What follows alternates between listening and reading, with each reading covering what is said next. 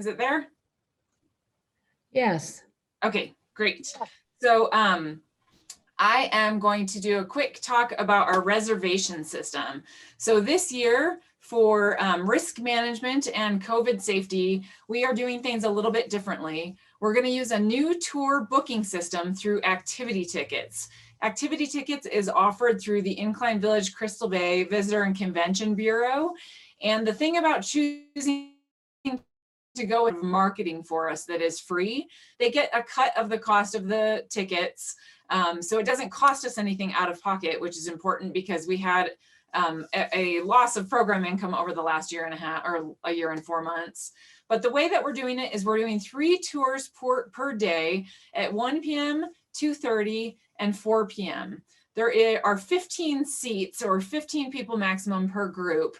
And the way that we wanted to do it was $5 per person, but we wanted to have a $25 minimum.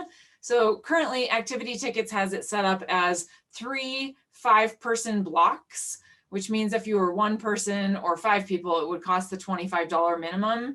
That's not exactly what we were aiming for. So we're trying to work with them to fine tune that. We may just go get rid of the minimum and go with $5 per person. Reservations need to be made by 5 p.m. the day before, and I'm going to show you the reservation system.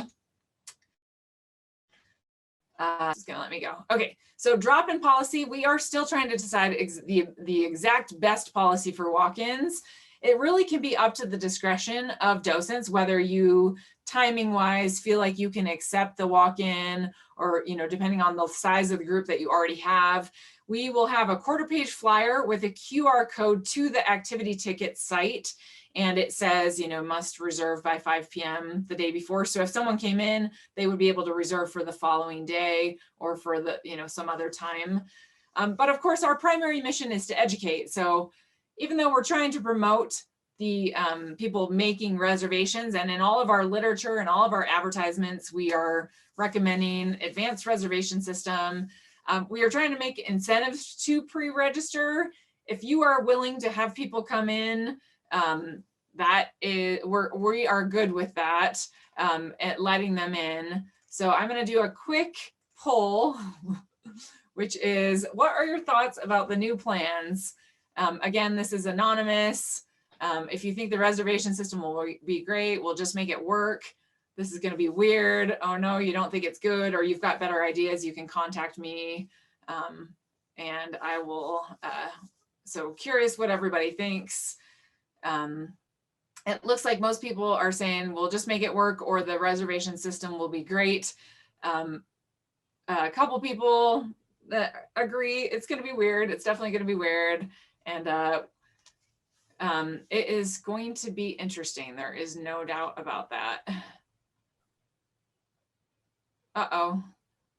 Someone says, oh, what is a QR code? Yes, a QR code is, I'll show you. I'm about to show you what a QR code is. All right, I'm going to end the polling now, and then I will share the results. So it looks like most people think, the reservation system will work great, or we'll just make it work. It will also be weird, and it's not always great, but we are going to make it work. So moving on. So handouts for walk-ins. So what we have is a little 1/4-page flyer that looks like this little code, and you can actually, if you want to test it, you can pull up your phone, turn on your camera, and if you put your camera in front of the QR code, I have an iPhone, and a little yellow box, like the 4 corners of the yellow box, pops up, and then there's a little thing at the top that says website QR code, and if I click on that website, it says open activity tickets, and it goes right to our activity tickets. So if you have people who walk in and it's just not going to work for you because you don't have space, or you feel uncomfortable having them come in, or just the timing's wrong, you can hand them that, or they can grab that. We also will have a large sandwich board that's going to have this information with the same QR code to say, like, here's reservations are required, and so sorry. If they do come in and you are willing to bring them in, then there's also this opportunity to have them pay using having a walk-in donation. And so then it's $10 instead of $5 per person. And I'm going to show you that system here next. And I'm just going to check on the chat, make sure there's nothing. And so the comment is, charging for admission doesn't seem to fit our educational mission. And I know there's been some conversation about that. We've talked with a lot of the visitor centers, and the thought from everyone is that this has value to people. We can offer, we will definitely offer, comp tickets for groups that can't afford it. We will definitely offer ways for people to come in free, to definitely, absolutely, our mission is education and outreach about the content. But to get people to make reservations, they kind of have to put something on the line. Otherwise, people can just make reservations, which will hold spaces from people so without having that small fee. And everyone agreed that $5 per person was a pretty minimal, considering the Thunderbird Lodge is like $125 per person, kayak rentals, this is a very low cost overall. So this was a good way for us to raise some program income and cover the cost of some of our exhibits. So for this year, we're going to give it a try, because we have to do, for risk management, we have to manage the number of people coming in at any given time. So the way that the payment for walk-ins is going to work is that cash can be placed in the buoy by the boat. Checks can be made out to UC Regents, also can be placed in the buoy by the boat, or they can make an online payment at this marketplace. And there is the quarter page flyer that I just showed you with the QR code will link you right to this marketplace. And this is what the little quarter page looks like. And so people can just scan that with their phone and put that in. Francis noted that Vikings Home is $15 per person for a 30-minute tour. So this is $5 per person for a 60-minute tour. Oops, if I click on the chat, it won't let me go to the next thing. So here's what it looks like. Basically, if they use that QR code, they will link to this page, which is a UC Davis online payment system. It goes to the cashier's office. There's a couple different options for the different event or department. They'll click on the one that's UC Davis. It opens up this that tells you a little bit about the UC Davis project. Click on a payment, it's $10 per person. You put in the quantity, and then it's just as you would expect. So for this year, the name of the game for us is to be flexible. So the rules keep changing for us. The university, as you know, California just opened on Tuesday on the 15th. The university has told us that they're giving us our rules on Friday. This is a transitional system, so we're going to test it out. Feedback will be welcome. Change is likely, I would say. I expect that, and so Kevin is saying that we do have an ATM on campus located besides the dining hall in Patterson Hall. So people could use the ATM to get the cash if that's easier for people.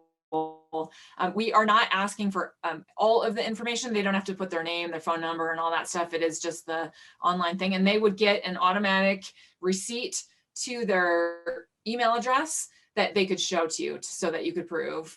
And I don't feel like you all have to be policing this excessively. So I am open to however works well for you. There will be a staff member available to assist you. And so the staff person could assist with the payment part.